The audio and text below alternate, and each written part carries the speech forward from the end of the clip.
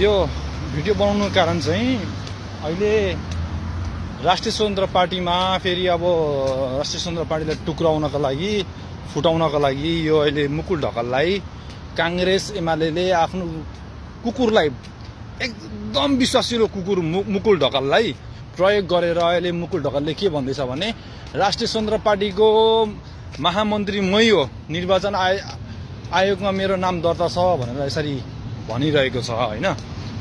यो एउटा पार्टीको नियम हुन्छ, निर्वाचन आयोगको नियम खल्लीबली भयो। त्यसो भए मुकुल ढकाललाई महामन्त्रीको पद दिने हो भने, सांसदै राखिराख्ने हो भने रवि लामिछानेलाई जेल किन हाल्यो? रवि लामिछानेलाई जेल हाले पनि उहाँको सांसद पद रहिरहनु पर्ने हैन, निलम्बन किन गरियो? यो प्रश्न हो।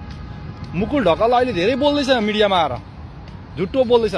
कुनै पनि नेपाली दाजुभाइ दिदीबहिनी यसको पुरा विषय नगर्नु होला, किनभने यो कांग्रेस र एमाले यो राष्ट्रघाती भ्रष्ट रमेश लेखक चोर, बाख्रा चोर, गणगण थापा, शेरबहादुर देउवा चोर, आर्जु राणा चोर्नी र यो रामहरि खतिवडा चोर, घडी चोरको एउटा कुकुर हो यो। अनि केपी ओलीको कुकुर भतुवा हो यो।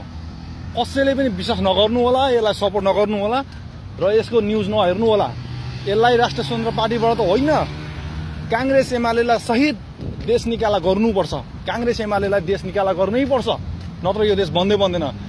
यति कुहेको आलुहरू छ, त्यो कुहेको आलुहरू निकालेर खाल्टो खनेर पुर्नै पर्छ यो चोरहरूलाई, किनभने यिनीहरू राष्ट्रघाती देशद्रोही हो। यिनीहरूले लिपुले कालापानी लिम्पियाद्रो पनि बेचेकै हो, टनकपुर पनि बेचेकै हो, यिनीहरूले महाकाली सन्धि गरेर पनि बेचेकै हो। यो सबै चोरहरू हो, राष्ट्रघातीहरू हो। यिनीहरूलाई विश्वास गर्ने नेपाली हामी जनताहरू चाहिँ साँच्चै होसियार बस्नुपर्छ। अब 21औं शताब्दीको समयमा हामी होसियार हुन सकेनौँ भने के हुन्छ होला आफै बुझ्नुहोस् तपाईहरुले। किनभने मुकुल जस्तो अपराधी मान्छे र केपी जस्तो चोर डाका गुण्डा जस्तो मान्छे राजनीतिकमा रहेपछि त्यो देश स्वत खलास हुन्छ, फिनिस हुन्छ है। त्यसैले अब एउटा किडनीले मात्रै बाँचेको छ केपी ओली भनेर सुनेको थिएँ, तर बाँच्दो रहेछ मान्छे त यार, मरेकै छैन रहेछ यार। म त मर्छ होला भनेर सोचिरहेको थिएँ है। अब यो मर्दा पनि मरेन।